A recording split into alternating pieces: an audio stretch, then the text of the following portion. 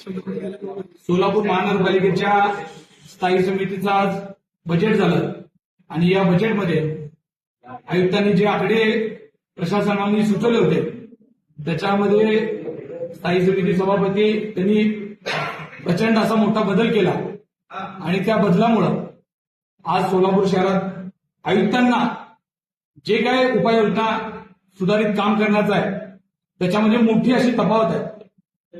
खास करून झोनला याआधी आयुक्तांनी सुचवलेला अंदाज असा होता, मानधनी कंत्राटी सेवकांवरचा खर्च जो आहे तो 1,10,00,000 रुपये आणि तिथं सभापतींनी आता 50 लाख रुपयाची तफावत चेंज करून फक्त कपात करून तिथं 60 लाख रुपये.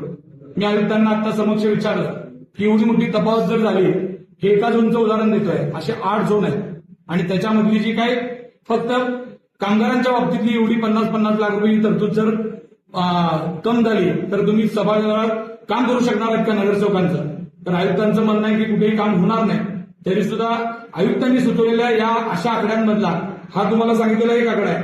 रस्ते दुरुस्तीसाठी आयुक्तांनी 25 लाख रुपये सुचवले होते, सभापतींनी 15 लाख रुपयाची प्रत्येक झोनला कपात करून फक्त 10 लाख रुपये ठेवले. गटारी सुधारणामध्ये आयुक्तांनी सुचवलेला अंदाज आहे त्याच्यापेक्षा 10-15 लाख रुपयाचा आकडा कमी केला. मग प्रत्येक झोनला जर एवढ्या मोठ्या रकमा कमी झाल्या आणि त्या रकमा आयुक्तांनी सुचवलेल्या भांडवली कामातल्या ज्या रकमा आहेत, ती जी रक्कम आहे ती आहे 31 करोड रुपये आयुक्तांनी भांडवली सदस्यांसाठी सुचवले होते.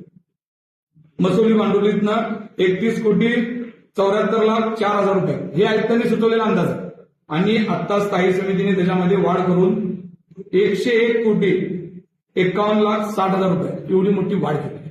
म्हणजे एकीकडे सदस्यांची जिथे कामं असणार आहेत तिथली कामं काढलेली आहेत आणि इकडं भांडवलीमध्ये एवढ्या मोठ्या प्रमाणामध्ये निधी वाढ केलेला आहे. म्हणजे माझं तर असं म्हणणं होतं की आयुक्तांनी दिलेले उत्पन्नाचे जे आकडे आहेत ते फुगवलेले आकडे आहेत आणि त्याच्यामध्ये आता ह्यांनी जर प्रशासनाने एवढ्या मोठ्या प्रमाणात रकमा जर झोनच्या कमी झाल्या, दुरुस्ती आणि देखभालच्या कमी झाल्या तर आपल्याला प्रचंड अडचणीला सामोरं नगरसेवकांना जावं लागेल. त्यांना कोणत्याही कामं करता येणार नाहीत अशी परिस्थिती येईल का काय? आणि आयुक्तांना जर जेव्हा बोललं की आयुक्त साहेब या बजेटशी आपण सहमत आहेत का, तर आयुक्त म्हणतात हा माझा अधिकार नाही, हे सभागृहाचा अधिकार आहे आणि सभागृहाने जो निर्णय घेतला तो त्यांचा अधिकार आहे. पण मी